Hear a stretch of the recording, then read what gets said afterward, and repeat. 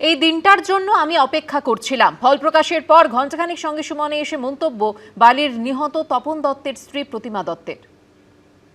তপনবাবুকে খুন করার পেছনে আসল চক্রী যারা, তারা বহাল তবিয়াতে ঘুরে বেড়াচ্ছে, তাদের কোনো বিচার হয়নি এবং সেই নিয়ে তার অভিযোগ কোনোদিন তিনি প্রকাশ্যে বলতে দ্বিধা করেননি। বারবার আমাদের জামিল লেনের অফিসে এসছেন, তার বক্তব্য রেখেছেন, প্রমাণ দিয়েছেন তার তরফ থেকে, কিন্তু না, বিচার পাওয়া যায়নি। প্রতিমাদি, আজকের এই ঘটনা কোথাও আপনারও কি মনে হচ্ছে একটা বৃত্ত সম্পূর্ণ হলো?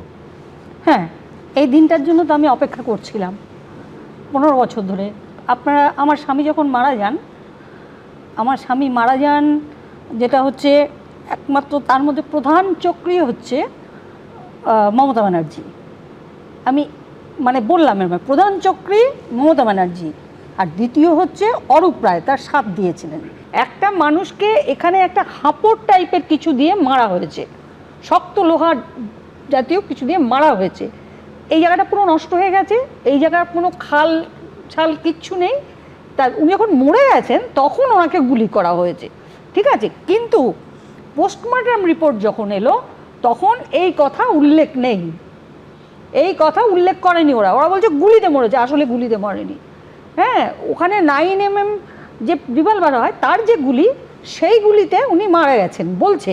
আর একটা এত বড় একটা যন্ত্র কোথা থেকে জোগাড় করে নিয়ে এসছে। উনি শুধু পয়সার জন্য আমার স্বামীকে মেরে দিলেন, শুধু পয়সার জন্য উনি মেরে দিলেন। এই যে মমতা ব্যানার্জির মতো খতরনাক মহিলা আমার মনে হয় পশ্চিমবঙ্গে কেন, আমাদের সারা ভারতবর্ষে একটা নেই। একদম পচে যাওয়া গন্ধ, নোংরা, যত রকম নোংরামি ওনার ভেতরে আছে।